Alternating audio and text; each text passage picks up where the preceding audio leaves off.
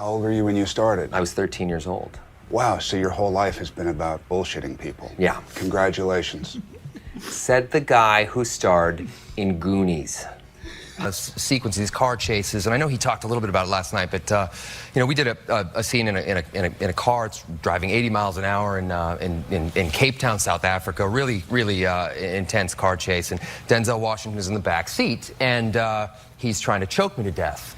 I don't even. In this movie, you get choked quite a lot. I mean, you mentioned you crushed my windpipe. It looks like you're getting your windpipe crushed. Choking hazard Yeah. on the film. Yes, definitely choking hazard on the movie. He's in the back seat. He's just choking the hell out of me, as you do a lot in this film.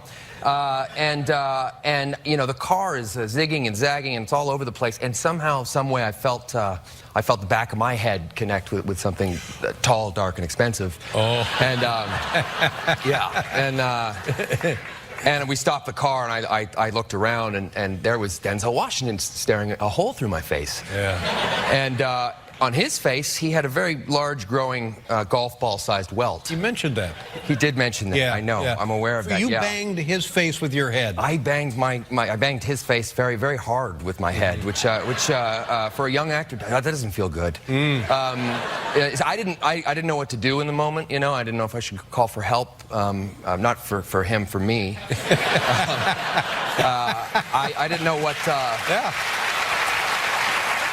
It is a little weird, you know, when you're just sitting there and you see your face drive by on a bus, and it's not the short yellow one you used to go to school in. I mean, it's an actual full-on transit bus. Right. So, yeah, you never get over that. But Do you ever I've got to nudge- stop screaming. That's me. Yeah, see, that's the weirdest part. me! And we talked about it last time I was on here. I love road trips, so I actually was off to Montana for New Year's. My friends of mine were having a little New Year's party. So as I was leaving, I was driving in the car and you know, heading out, and they called and they said, "There's the greatest pie shop in the world is in Vancouver. Could you pick up a dozen of these things and bring them over there?" You know. You're talking about like pie, like apple like pie, apple pie, cherry pie, all that, Yeah. you know, good stuff. So I said, sure. So I start going over there. Now, I got to preface it with the fact that, like, I get really uncomfortable when people, sometimes they'll come up and they'll start to do a scene from, like, a movie I did 100 years ago. Oh, no. Yeah, no, and it's fine. It's not because I don't want to do it. I'm just, like, shy. I get, you know, a little shy, and I don't know the words anymore. Right. It's all awkward and weird. And, but anyway, I go and I pick up these pies, and I get in the car, and I'm driving, and I'm heading toward the border crossing, the border heading to the United States, and I'm getting closer and closer and closer, and I kind of remember that, you know, you're not allowed to bring fruits and vegetables across the border. That's Really, not even thing. in pie form. You Not can't even bring in a pie form, You Dave. can't bring a pie into the United States. Well, No. the terrorists It's just, have won yeah, that, they haven't have. they? Yeah. They really have. Can't bring a pie in. Yep. Nice going. Yep. True enough. So do you surrender them at the border? Well, I was really late getting out of there, so I just thought I'd go with some good old-fashioned lying, and but the problem is I'm a terrible liar. I mean, given my chosen profession, I think I'd be pretty good at it. But when I lie, like my voice goes north, my face goes south. It's just terrible. So I'm getting up to the border, and the guy gets the border patrol guy. He looks at me and he says, "Are you carrying any, you know, firearms or anything illegal like that?" I said, "No." And he says, "Are you carrying any fruits or vegetables or anything like that?" I say, "No."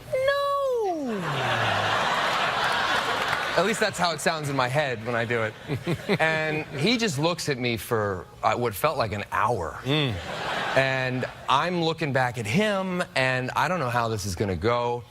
And he basically just sort of leans in and he says, "Do you know, my wife and I, every Christmas, we watch that movie you did called Just Friends. And we love it." And thank you. And he says, what's that scene at the end of the movie where you sing the song? You know the song? And he's looking at me, and it's clear that he can tell I'm just full of it, right? So what's really happening is that he's looking at me and he's just saying, "I know you're lying. Dance, monkey." That's what they do at the border. Yeah.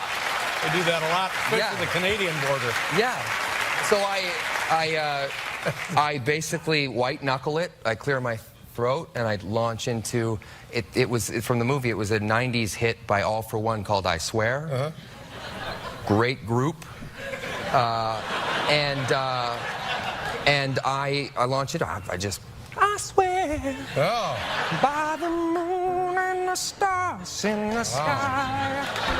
I'll be there, I'll be there, I swear. I don't know any more words. Yeah, I forgot already. So then And he just, I mean, I'm done. He looks at me and just says, that's great. Welcome back to America. He lets me on in.